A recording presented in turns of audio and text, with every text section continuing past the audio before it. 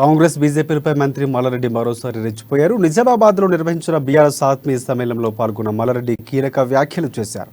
వచ్చే ఎన్నికల్లో కాంగ్రెస్ బీజేపీ వాళ్ళు ఓట్లు అడిగితే చీపూర్లతో కొట్టాలని ఘాటైన వ్యాఖ్యలు చేశారాయన. ప్రజలకు ఏం చేశారని, ఏ ముఖం పెట్టుకుని అధికారంలోకి వస్తారని ప్రశ్నించారు. నిజామాబాద్లో అరవింద్ ఎలా ఎంపీ అయ్యాడో మా దగ్గర రేవంత్ రెడ్డి అలానే ఎంపీ అయ్యాడని సెటైర్లు వేశారు.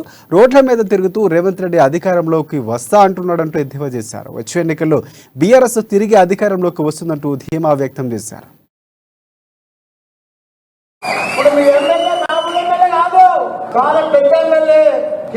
కేంద్రంలోకే అంత పెద్ద ఎమ్మెల్యే మనకు మీ ఎమ్మెల్యే మీ అందరికీ కూడా అదృష్టం. మంచి ఎమ్మెల్యే దొరికిండు, స్మార్ట్ ఎమ్మెల్యే. దానికి తోడు మా కవితక్క కూడా ఈరోజు మనకు ఎమ్మెల్సీ ఉంది.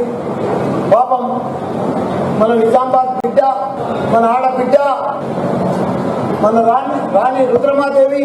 కానీ మనం రాష్ట్రాన్ని కొద్దిగా కూడగొట్టుకున్నాం, ఏదో మోసపోయినాం, ఏదో మాయమాటలు విన్నాం.